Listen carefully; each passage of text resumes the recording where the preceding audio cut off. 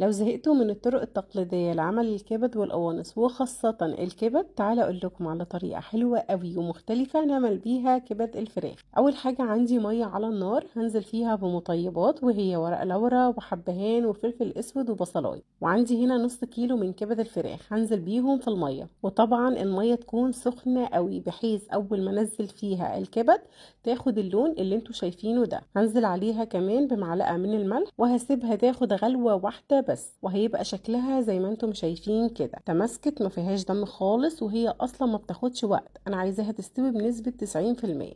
بعد كده هرفعها واسيبها تبرد على جنب، وضروري قوي نسيبها لحد ما تبرد. وفي بولة عندي هجهز بضاية واحدة بس كافية للكمية دي. هرش عليها كمان رشة من الفلفل الاسود وهربها كويس واسيبها. وكمان هجهز جنبها علبة من علب حفظ الطعام، هضيف فيها كوباية من البقسماط الناعم، وعليه معلقة واحدة من الدقيق، ورشة كمان من الفلفل الأسود، ورشة من الملح، وهقلب كل ده مع بعضه واخليه جاهز عندي. هروح بقى للبيض انزل فيه بالكبد واقلبها فيه، وبعد كده اخدها على البقسماط واقفل العلبة عليها واقلبها كويس.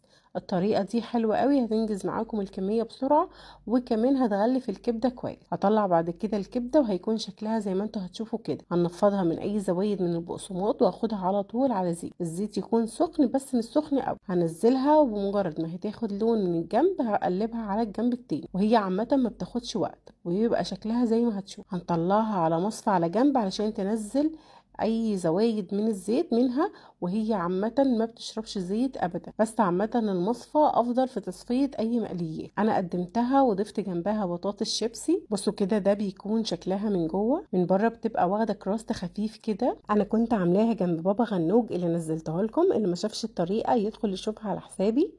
وعملت بقى منها شوية سندوتشات كبدة وعليهم بابا غنوج، وكان سندوتش عظمة. او ممكن تعملوا جنبه بتنجان مخلل، هيليق عليها برضو جدا. جربوها، هتبقى تجربة مختلفة بالنسبة لكم لو اول مرة تعملوها، وتعالوا قولولي رأيكم. انا سارة هلال، لو الوصفة دي عجبتكم متنسوش تعملولي لايك وتتابعوني. اشوفكم في وصفة جديدة. باي باي.